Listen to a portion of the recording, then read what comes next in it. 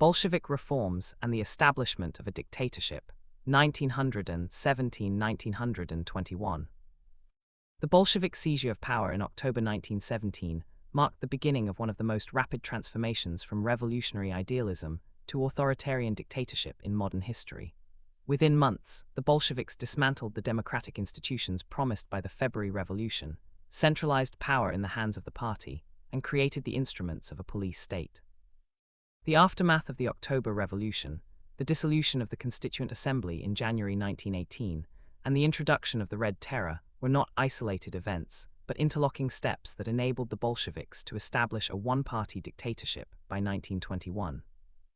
This essay argues that while civil war and economic collapse provided the context, the Bolsheviks' ideological commitment to proletarian dictatorship, combined with Lenin's ruthless pragmatism, drove the swift creation of authoritarian structures. These reforms sacrificed the democratic aspirations of 1917 in favor of survival and ideological purity, laying the foundations of the Soviet police state. The process was deliberate, not merely reactive, and its speed and brutality reflected the Bolsheviks' belief that any compromise with bourgeois democracy would doom the revolution. The immediate aftermath of the October Revolution revealed the Bolsheviks' determination to consolidate power at the expense of pluralism. On 25 October 1917 Old Style, Lenin's forces seized the Winter Palace with minimal resistance. The Second All-Russian Congress of Soviets, dominated by Bolsheviks and left socialist revolutionaries, legitimized the takeover by forming the Council of People's Commissars, Sovnarkom, under Lenin. Within days, the new government issued two landmark decrees. The Decree on Peace, 26 October, called for an immediate armistice, appealing to war-weary soldiers and peasants. The Decree on Land, 26 October, sanctioned the seizure of noble estates, fulfilling peasant demands and neutralizing rural opposition. These decrees were pragmatic masterstrokes. They bought time and popular support while the Bolsheviks lacked a national administrative apparatus. However, they also revealed the limits of Bolshevik control. The government was a minority regime. In the elections to the Constituent Assembly held in November 1917, the Socialist Revolutionaries, SRs, won 40% of the vote and 370 seats, while the Bolsheviks secured only 24% and 175 seats. Lenin's response was characteristic. He denounced the assembly as a bourgeois relic and prepared to neutralize it. At the same time, the Bolsheviks began centralizing authority. The Decree on Workers' Control, 14 November, placed factories under elected committees, but real power quickly shifted to party commissars. Sovnarkom ruled by decree, bypassing the Soviet Executive Committee. Trotsky's creation of the Red Army in January 1918 further militarized the state.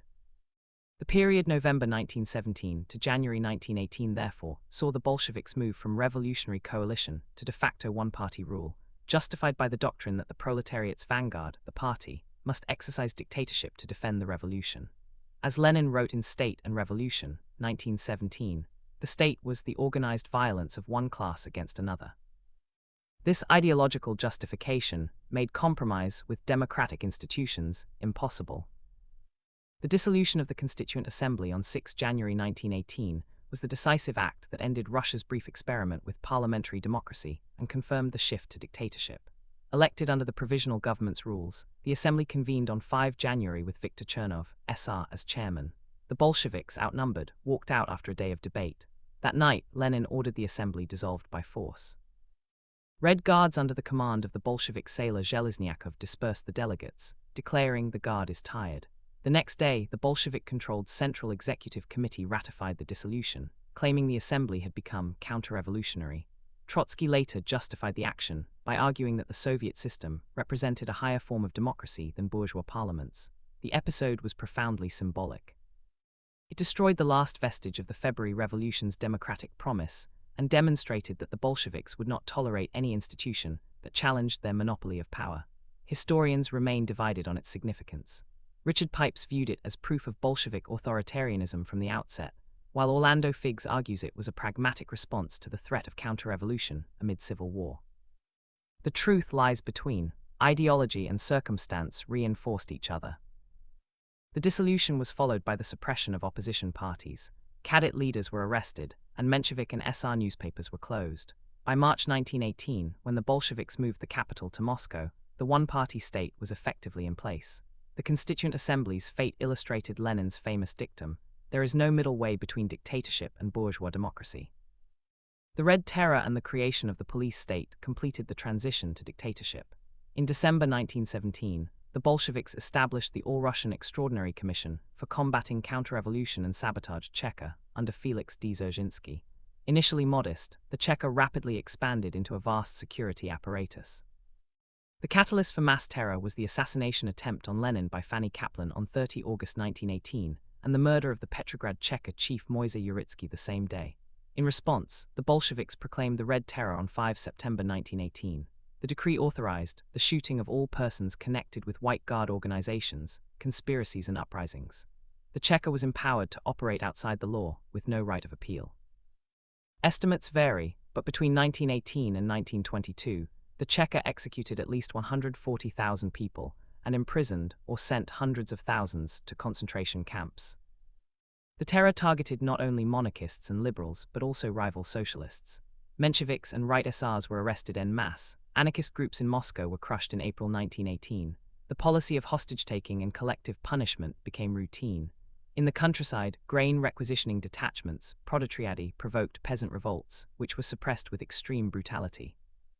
The Tambov Rebellion, 1900 and 2021, saw entire villages gassed and thousands deported. The Cheka's methods, summary executions, torture, and forced labor camps, established the template for the later Gulag system. Trotsky openly defended the terror in Terrorism and Communism, 1920, arguing that the dictatorship of the proletariat is impossible without the terror of the Cheka. The creation of the police state was not an aberration, but the logical consequence of Bolshevik ideology. The party claimed to represent the proletariat, so any opposition was by definition counter-revolutionary. By 1921, the Cheka had become a parallel government, with its own army, courts, and economic departments. The Red Terror, combined with war communism's centralized economic controls, eliminated organized opposition and consolidated the dictatorship. These three elements, the revolutionary decrees, the dissolution of the Assembly, and the Red Terror, interacted to produce a fully functioning dictatorship by the end of the Civil War. The Bolsheviks' reforms were not merely defensive, they were proactive attempts to remake society according to Marxist-Leninist principles. The party's monopoly was formalized at the 10th Party Congress, 1921, with the ban on factions. The trade unions were subordinated, and the Kronstadt sailors, once Bolshevik supporters, were crushed in March 1921. By the time the new economic policy was introduced, the political framework of dictatorship was already fixed. Historiography reflects this complexity. Intentionalists such as Pipes emphasize Lenin's premeditated authoritarianism, while revisionists such as Sheila Fitzpatrick highlight the role of Civil War chaos. Recent scholarship by Oleg K.H. Levniuk and Stephen Kotkin stresses the interplay of ideology and circumstance.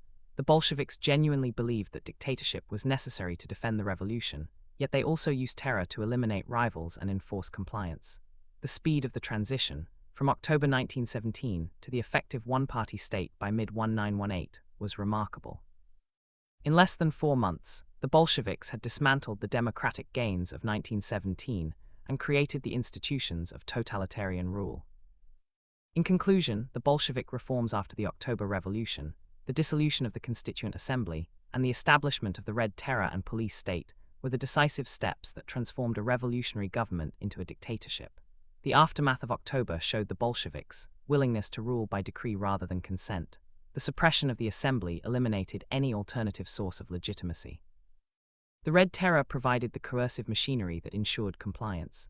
Together, these measures enabled the Bolsheviks to survive the Civil War and impose their vision of socialism. The cost was enormous: hundreds of thousands dead, democratic aspirations crushed, and a police state entrenched.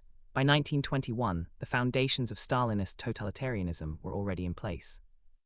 The Bolshevik dictatorship was not the accidental product of circumstance alone. It was the deliberate outcome of Leninist ideology applied in the crucible of revolution and civil war. The speed and ruthlessness with which it was established remain one of the most striking features of 20th-century political history.